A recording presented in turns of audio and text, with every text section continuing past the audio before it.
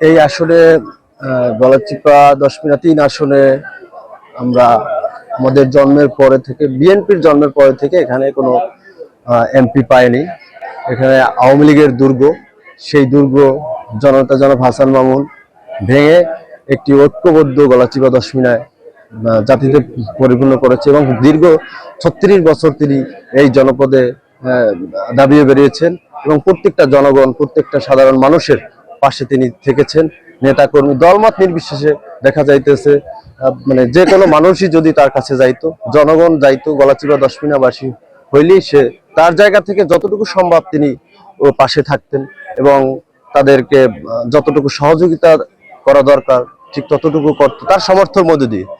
বর্তমানে আমরা শুনেছি তথাকথিত এরশাদ, এরশাদের উত্তরসূরি নুরুল হক নূর, তিনি বিভিন্ন সময় বিভিন্ন কথা বলেছেন যে ২-৪টা আসনে আমরা সমঝোতায় যাব না, কিন্তু গতকালকে শুনি সে ২টি আসনই বিক্রি হয়ে গেছেন, সমঝোতায় চলে গেছেন।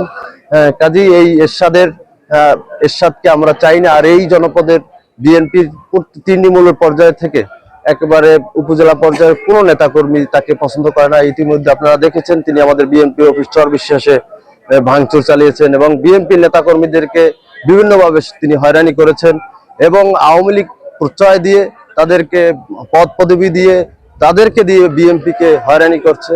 এই ১৭ বছরে তারা জেল জুলুম অত্যাচার নির্যাতন সহ্য করে সেই আওয়ামী লীগ দ্বারা যদি এখনো নির্যাতিত হয়, সেই রকম নূরের সাথে কেন্দ্রীয় টিম সমঝোতায় যেতে পারে।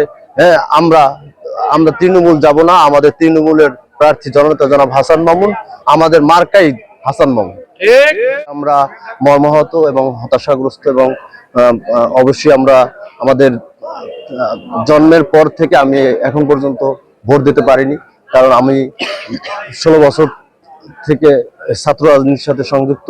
আর আমি যখন ছাত্র রাজনীতির সাথে আমি ভোটার হওয়ার পরপরই আওয়ামী লীগের আধিপত্য, আওয়ামী লীগ সরকার ক্ষমতায়, আমার আসলে ভোট দেওয়ার সুযোগ হয়নি। বর্তমান নতুন প্রজন্ম কারোই ভোট দেওয়ার সুযোগ হয়নি। তবে আমরা দীর্ঘ প্রতীক্ষা এবং আশা ছিল যে আমরা ধানের শীষ মার্কায় ভোট দেব, এটা এই আশা নিয়ে আমরা সকলেই আশ্বস্ত ছিলাম, কিন্তু আসলে সেটা হয় নাই। তবু আমাদের জননেতা জনাব হাসান মামুন ভাই তিনি যদি নির্বাচন করবেন, আমরা চাই তিনি নির্বাচন করে এমপি হয়ে গলাচিপা দশমিনার আওয়ামী লীগের দুর্গ ভেঙে একটি বিএনপির ঐক্যবদ্ধ বিএনপিকে তিনি ধরে রাখুক, এই প্রত্যাশা আমাদের।